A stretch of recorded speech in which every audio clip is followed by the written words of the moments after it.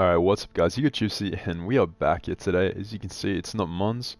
We're back here with some Bloodborne. So this is a game that I've been a pretty big fan of for a while now. I haven't played it in about a year or so, but I thought that it could be fun to bring some different kind of content to the channel and do a bit of a chilled playthrough of Bloodborne. I know a few of you guys probably have never even heard of the game, so it's definitely a lot of fun. And if you are looking for a challenge, I definitely recommend this game. It can definitely be a bit of a challenge to people who haven't really played a game like this before, so we're going to get right into it. Oh, yeah. Pale blood. Well, you've come to the right place. Yharnam is the home of blood ministration. You need only unravel its mystery. But where's an outsider like yourself to begin? Easy, with a bit of Yharnam blood of your own. But first, you'll need a contract.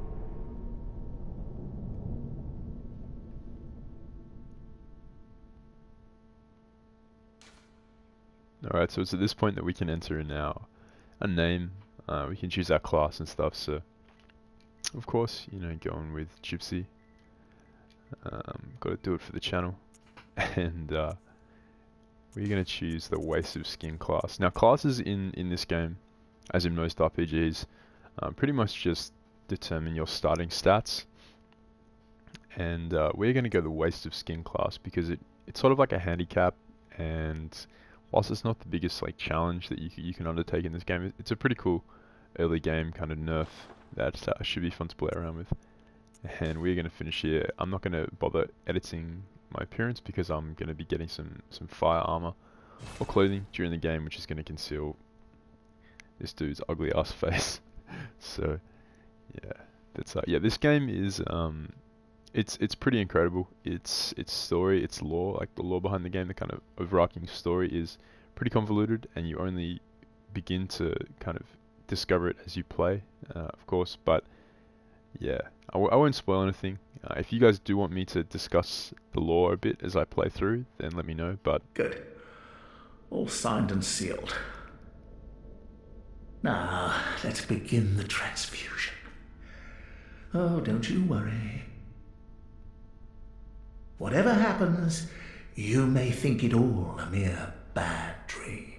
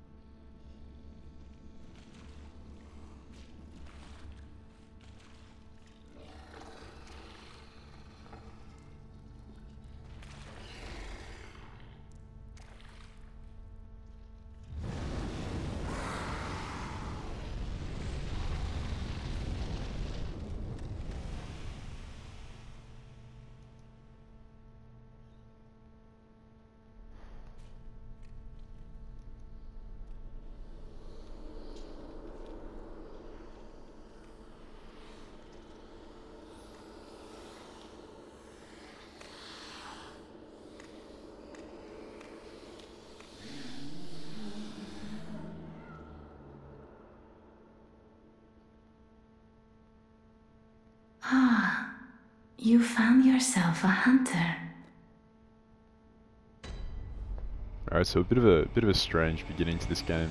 The opening cinematic is kind of wild, but it's gonna begin to make more sense as we progress through the game. So we start out, we kind of look like, I guess, like a lecturer, some kind of professor, and yeah, we're kind of disorientated. We wake up in Sefka's clinic, and that's a character that we're gonna discover. We're gonna learn more about as we play the game, but it's looking kind of empty at the moment. We can't get through this door, so we're kind of forced to progress through this door over here.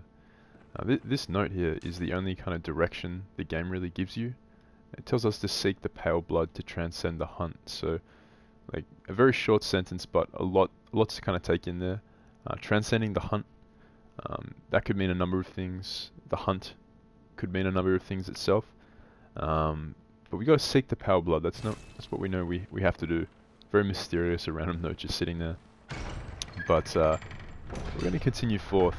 I really like the aesthetic of this game. It's a really kind of Gothic Victorian setting, and it does a great job of just hyping up the tension and the kind of creepy vibe of this game. So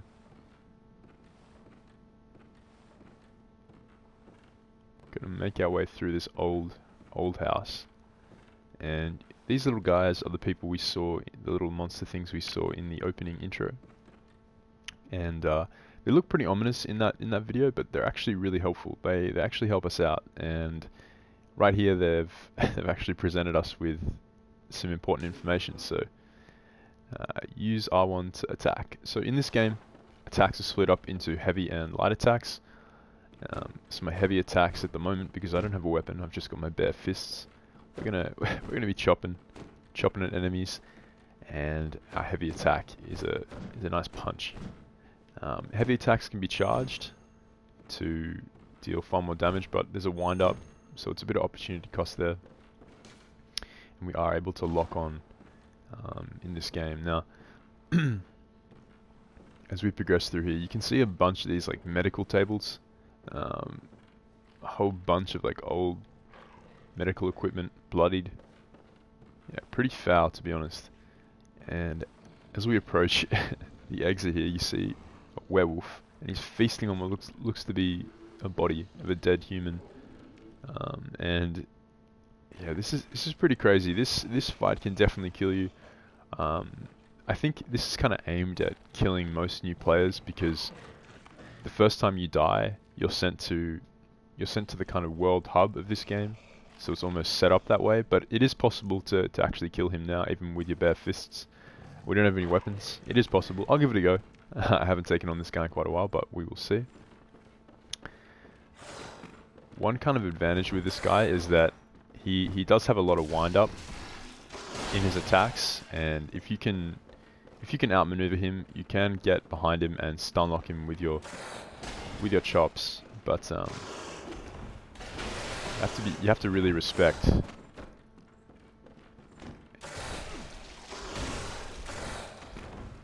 Oof. Yeah, you have to respect his reach, and you have to really manage your stamina well. We are very frail as well, as we started with Oyster Skin class, so we do not have a lot of health, and you can sort of use these tables to your advantage a bit, but he can swipe through them, so it's not super safe in that sense.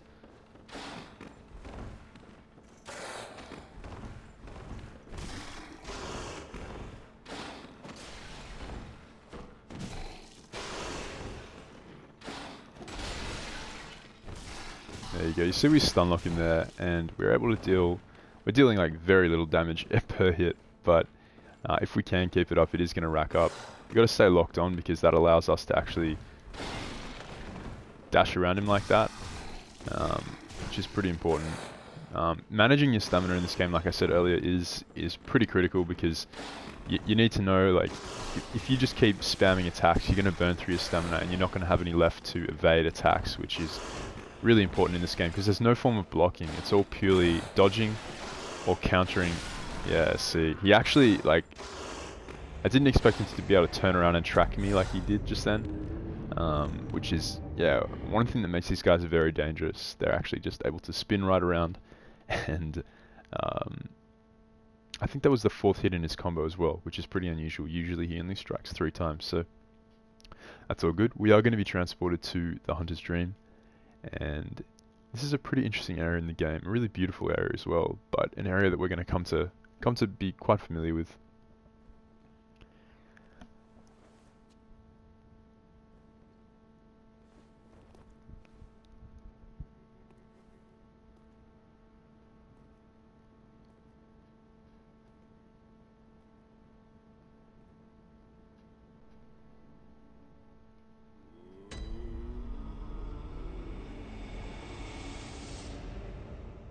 So we're here in the Hunter's Dream, and yeah, this area will serve as the kind of hub for this game, allowing us to transport to and from different areas of the game. We're able to actually come here and buy new equipment at this well over here. This little messenger over here is able to sell us items once we obtain blood echoes, which is the currency of this game.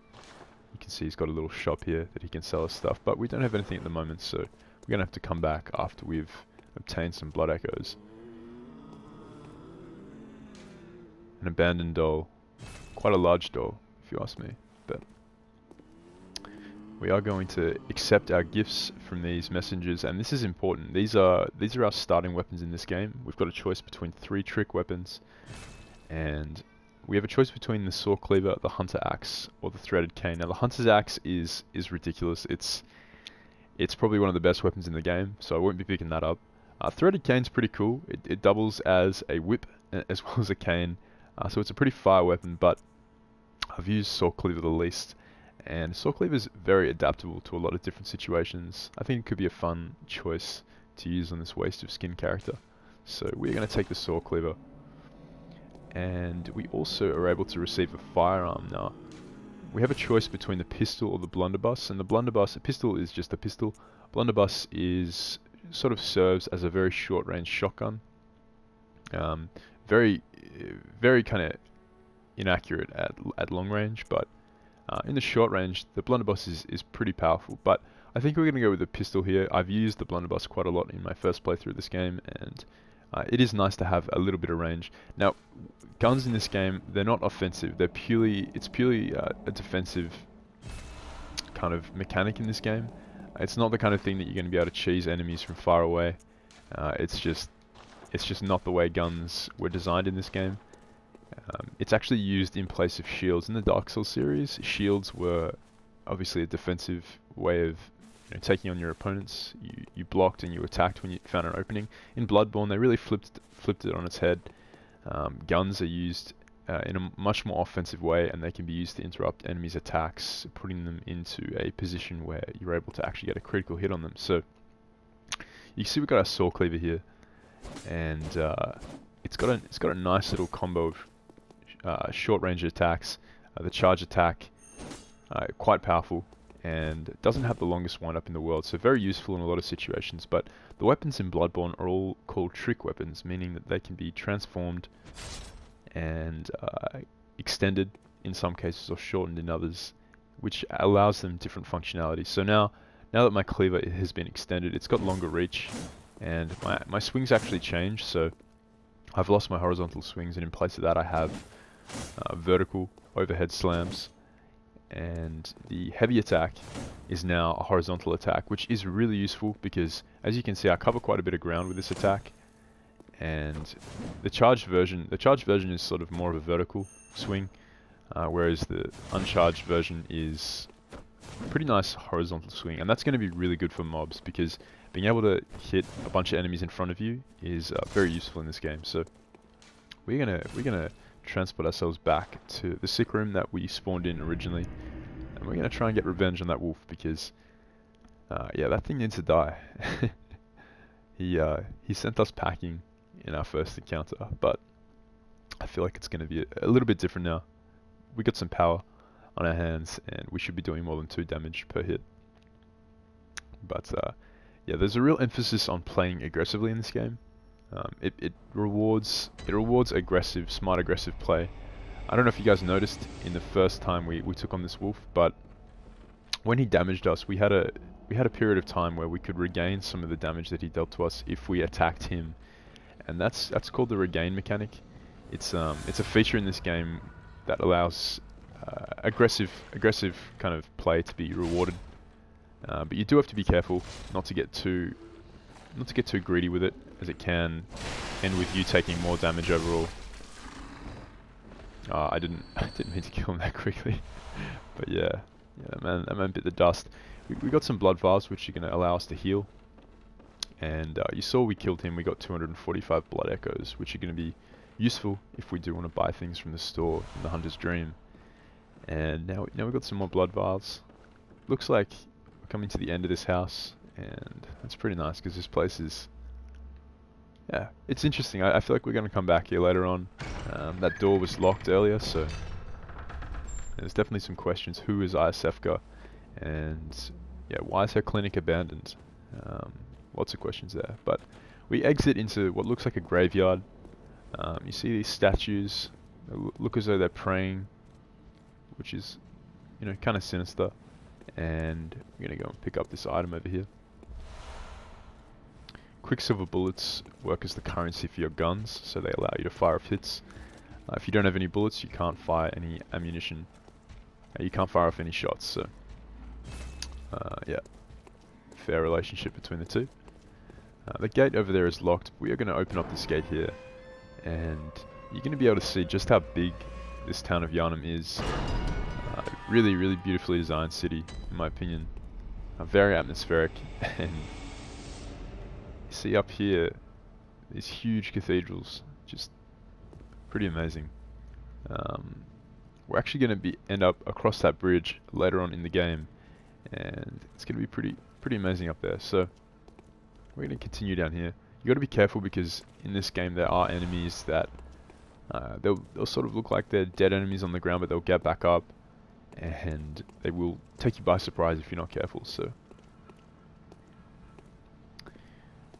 you can see something's happened to this city. There's a dead horse on the side of the street just rotting.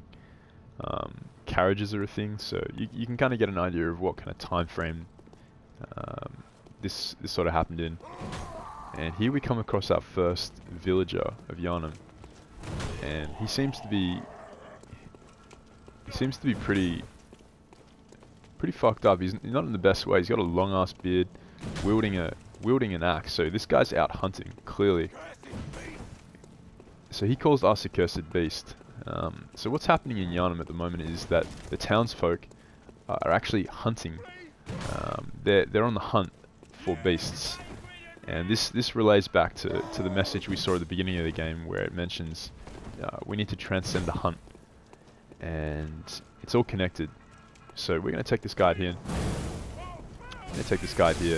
With our saw cleaver. You saw right then I took some damage from his torch, but I did manage to get most of it back with the regain mechanic. And we get ourselves a blood vial too, so we're stocking up those, which is going to be really important. We aren't able to open this gate yet.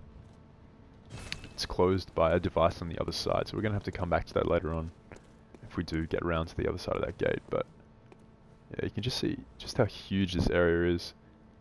And we see a device here that if we pull, it's going to drop down a ladder, which is going to allow us to access the higher parts of this town. And we get some more blood vials, which is really nice. As this is what I was talking about. You see this guy on the ground here? He's plain dead. And if we were to come any closer, he is going to spawn. He's going to get up, and this dude has a big old butcher knife, and he's got some hairy ass arms. So this guy's turning into a beast right now. And the saw cleaver has, I believe the saw cleaver has an inherent like percentage bonus against enemies that are beasts, and I think it might actually apply to these townsfolk, because you can see that they're no longer like completely human. They're sort of turning into some kind of animal, and that's a theme in this game that's really important. We're going to find out why that's happening to these townsfolk as we progress. See a lot of coffins chained up. Like, this city is definitely not in a normal way.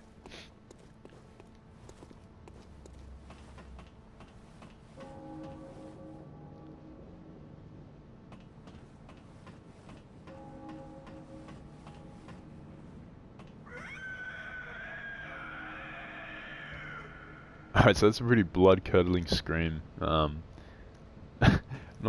the kind of thing you want to hear as you're entering a town, but very interesting. I think that was purposely placed there to give a kind of foreshadowing of what is to come in Yharnam. So we're now approaching a lantern, and these lanterns are going to serve as a checkpoint in the game.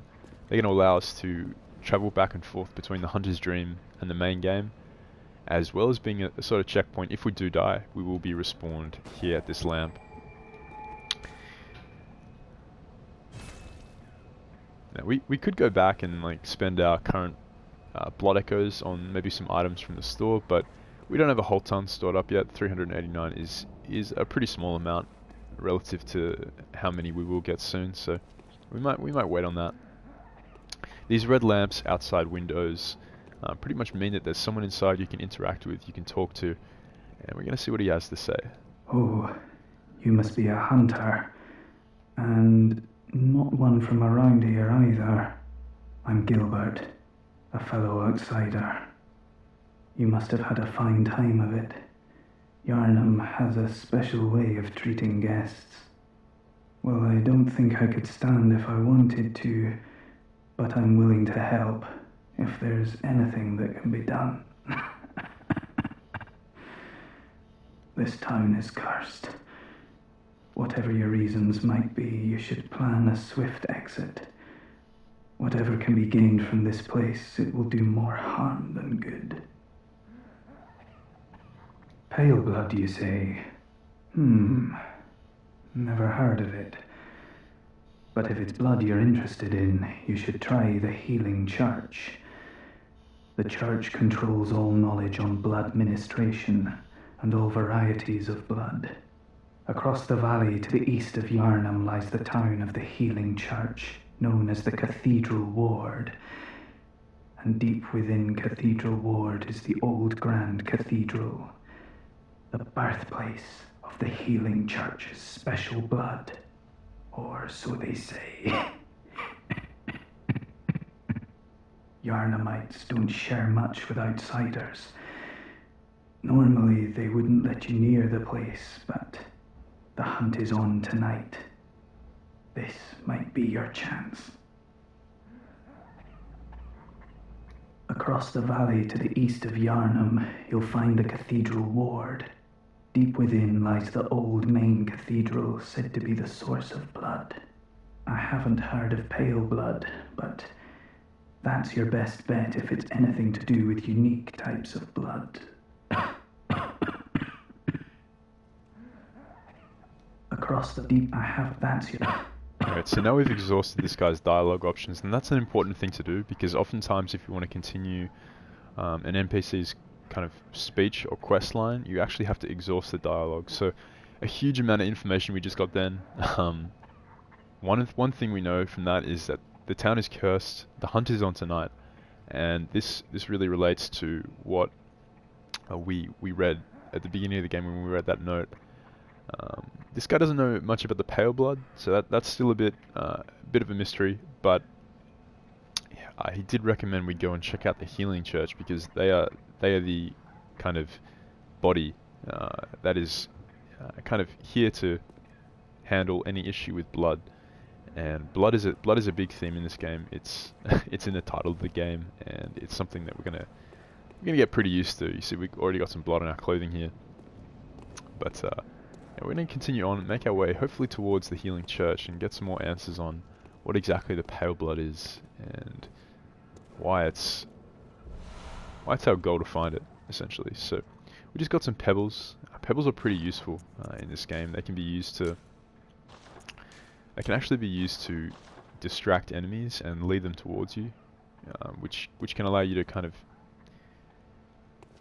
of distract enemies off from a big group if you want to take them on one by one.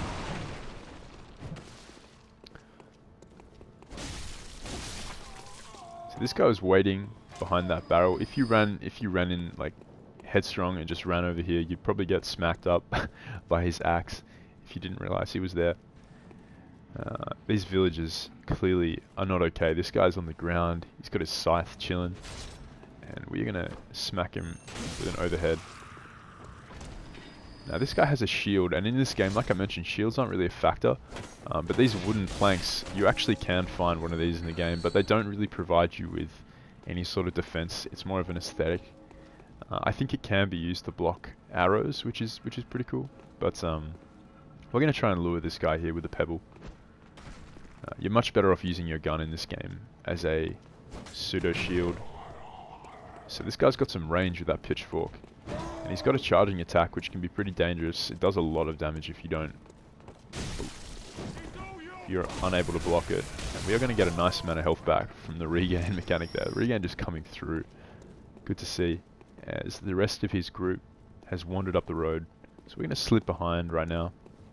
We're going to go down here and take a look at this area. You see they're burning a beast on a pyre. Burning them on a cross actually, so pretty intense. These hunters, these kind of townsfolk out here, they're not quite hunters, but they are on the hunt. They're trying to burn these beasts. It seems to be a bit of a scourge in Yharnam, and it's definitely taking an effect on the townsfolk who are hunting them.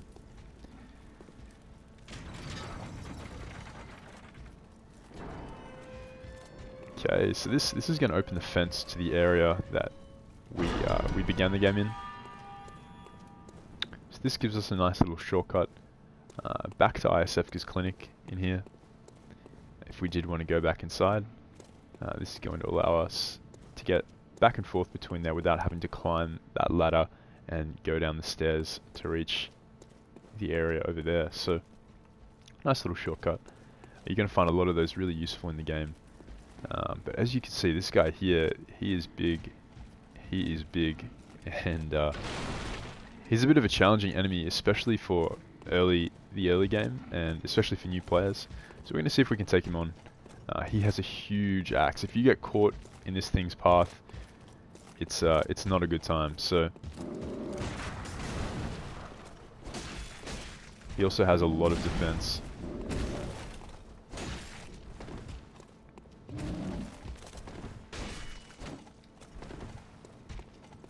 He's got that hug attack, which you just saw then. And if you get caught by that, it's not good. he will probably one-hit KO me actually if he catches me with that hug attack. Yeah, see this dude is mobile as fuck, so you got to be careful. You got to be really careful to read his movements and kind of know what kind of attack he's going to go for. And he is capable of countering you if you are too slow and you get a bit too greedy. Like if I went in for the 3-hit combo on this guy, I'd probably get punished. See that hug attack come through there. He's almost down. Try and get a riposte kill on him for the finisher. Oop, that did not work out well.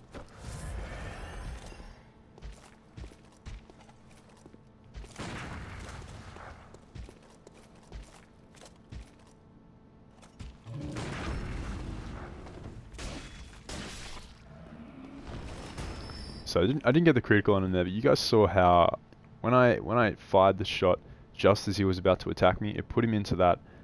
You heard the sound effect, and it kind of put him on his knees into a position where he could be countered.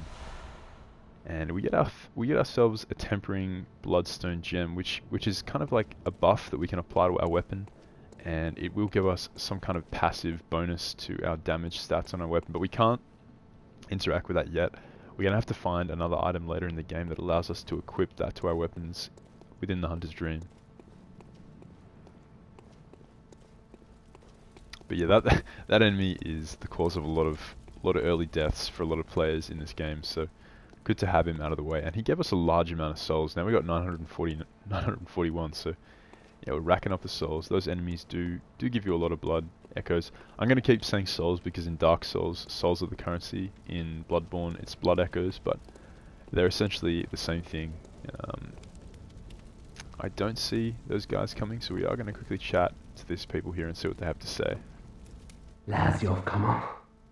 Who'd open a door on a night of a hunt? Away with you, now! Alright, so this guy's a bit rude. Lads, you've come on. Who'd open a door on a night of a hunt? Away with you. Alright, so this guy doesn't want anything to do with us, and that's pretty interesting. It's as though these townsfolk are very, very suspicious of outsiders during the night of the hunt, and I guess with good reason. You know, there's a lot of beasts out, and people are turning crazy. So that guy doesn't want to risk anything. He's not letting anyone in. And this group of enemies here, I will attempt to kind of lure this guy over towards me with the pebble, if I can hit him. He just wants to keep landing in between his legs. There we go. Alright. So this guy's aggroed, leading him away from his friends. and the rest of them have seen me. So we are going to extend our spear.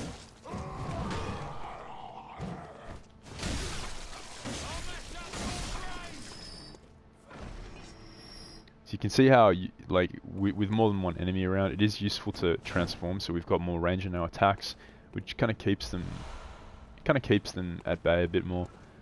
The smaller saw cleaver is stronger than the longer version, but it's kind of more suited for one-on-one combat. Alright, so now these guys are coming. A strong attack should be able to break this guy's guard, and it does. So these guys usually drop blood vials, and it's good to save these up if we can, because there's going to be some powerful enemies ahead, and we're definitely going to need them. We see another horse rotting on the side, pretty gruesome. And we're going to go back up here, make sure we didn't miss anything. There's a lot of stuff in this game that you can miss if you don't look hard enough, and a lot of precious resources that you might otherwise overlook if you don't pay attention. So I'm going to drop down here. It does make a lot of noise. So we see another lantern here, which means that there's someone inside that we can go and talk to. We get some more Molotovs. These are really nice. A lot of enemies in this game, particularly beasts, are weak to fire, so it's good to have some kind of fire projectile to throw at them. Are you that outsider? Well, sorry, but I don't want anything to do with you. Trot along, will ya? Alright, so these guys are kind of rude. They're not having a great time, and they're not wanting to let anyone into their house. So we're going to continue on and see if we can find our way to the healing church. We see a guy here. This guy's alive. You can see him breathing if you look carefully, and he looks to have a rifle in his hands. So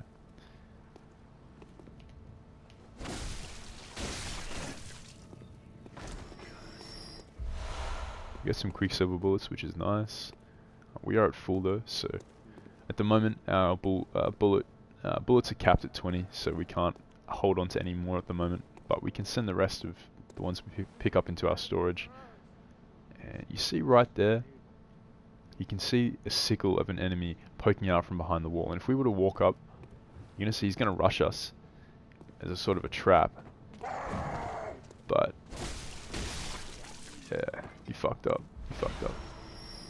We've picked up a bloodstone shard, and these things are really important. They're used to upgrade the damage of our weapons.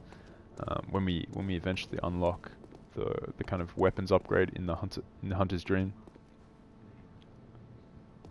Ooh, this guy comes out. This guy comes out real quick with that butcher knife.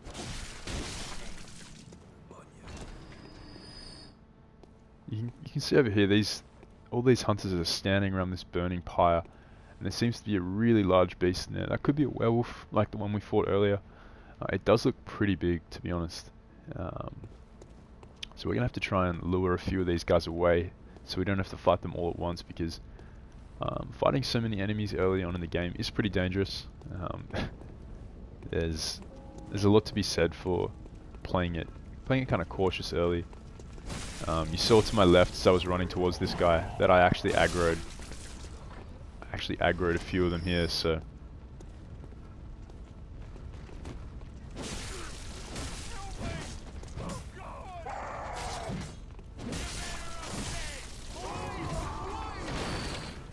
getting stuck on these street poles can be pretty dangerous in situations like that.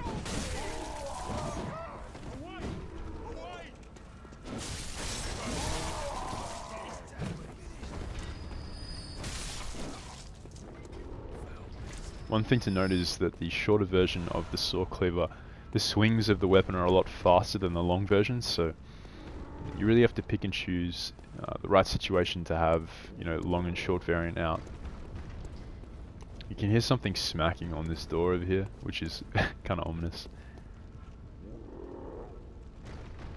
Yeah, you can see the door shuttering there, so that sounds like something big, and these townsfolk are trying to keep it out, it seems. We will be able to lure this guy here up. They've got a few guys with guns here, which can be pretty annoying. A few riflemen. This guy just glitched through the floor, so that should not happen.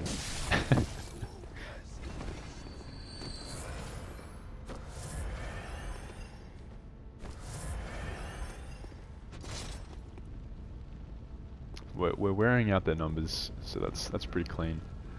But they got a few riflemen. They've got a rifleman up over there, as you see, and a guy up on that cart ahead of me. So we want to take those guys out because they are very annoying. When you're trying to 1v1 these guys with weapons, and you're getting shot at by these dudes, it can be pretty tricky. So we're gonna take this guy out.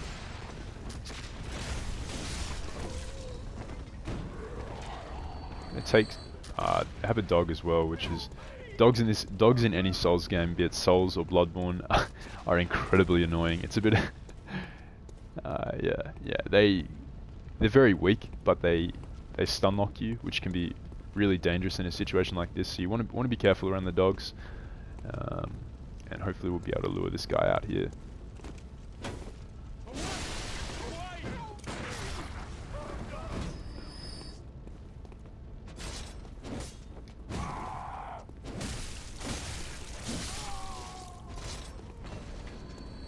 Alright, so we're wearing out their numbers. I'm gonna run past this dude just to take this guy out on the cart up here on the chariot, because he's kind of getting on my nerves. Alright, so he's down now. The dogs see me, so he's aggroed. He's gonna run up, and yeah, the dog is a pain in the ass to take on. So we're gonna take him out now. You don't want this thing surviving because, like I said, they can stun lock you, and that can really put you in a tough spot if there's a ton of enemies around to take advantage of you being stunned.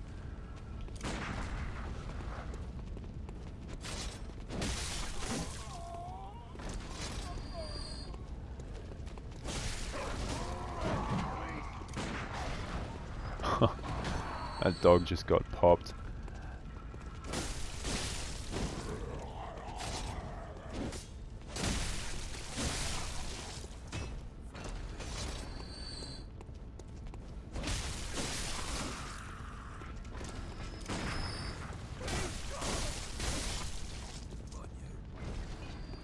Okay, so we seem to we've got through most of them. There might be, one or two guys just still around, but most of those guys are down, and you see a lot of dead. So that's pretty nice for us. So you can see the beast that they're burning. It does look a lot like the werewolf we took on at the beginning, so that is quite interesting. And it appears as though they are hunting. The townsfolk are hunting the beasts. You can see this horse has been here for a while. There's grass growing out of its body, which is kind of fucked. But we're gonna get some blood vials, and the thing on the other side of this door looks to be pretty ominous. It's pounding away trying to get in, but the townsfolk have locked off that door, so they seem to be keeping it away for the moment.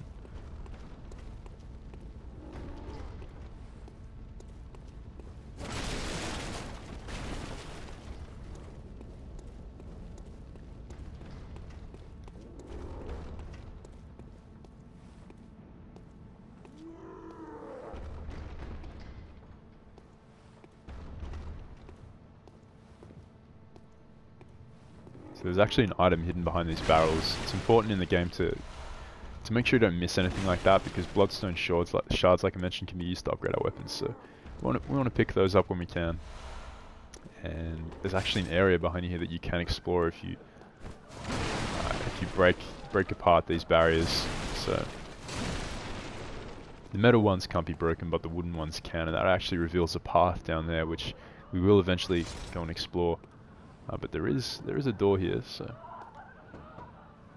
I don't reckon you're from round here. Well, stuck outside on a night of the hunt.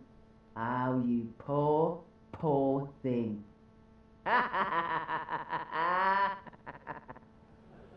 Alright, bitch. Well, this woman doesn't sound like she gives a shit. She sounds pretty stoked actually that we're out here, so. Yeah, we're not gonna spend any more time trying to get in there. She sounds kind of fucked too, to be honest. But these are some interesting enemies. These guys here, they're guarding an item, and they look like crows, but they're pretty fucking big, to be honest, for birds. And they have an obnoxious noise that they make, and they're bad at taking on at range. They can stun lock you if you attack them up close. If you get behind them though, you can make pretty short work of them.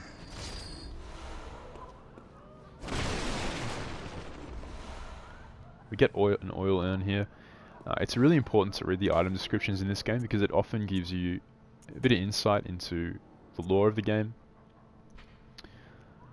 So you can use these oil urns to make a target more flammable. So if you throw an oil urn at an enemy and cover them in oil, and then you throw a Molotov cocktail, they're going to take a huge amount of damage. So that could be really useful in some fights coming up.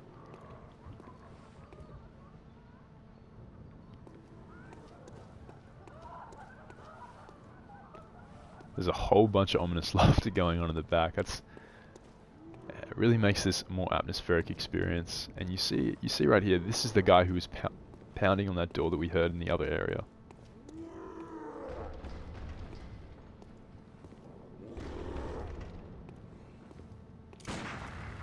Alright, let's do this, man. This guy he almost looks like a bit of a giant. He's holding a big brick. And he's got bandages wrapped all around his head. He's all hunched over. So this guy's clearly not... It's your fault, he says. That's pretty interesting.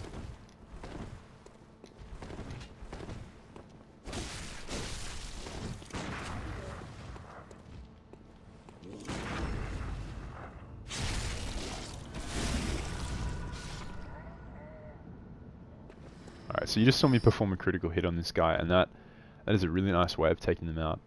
These guys leave themselves open to a lot of critical hits, as they have really obvious tells when they're about to attack, and they have a pretty decently sized window of opportunity for you to get the counter in there. So we get our torch, which is going to be really useful, and is a pretty fundamental mechanic of this game. So we're going to equip the torch in our left hand. And this is going to allow us to illuminate darker areas and even attack enemies. We can even use the torch as a kind of weapon. Though it is pretty weak, it can be effective against enemies who are really weak to fire. So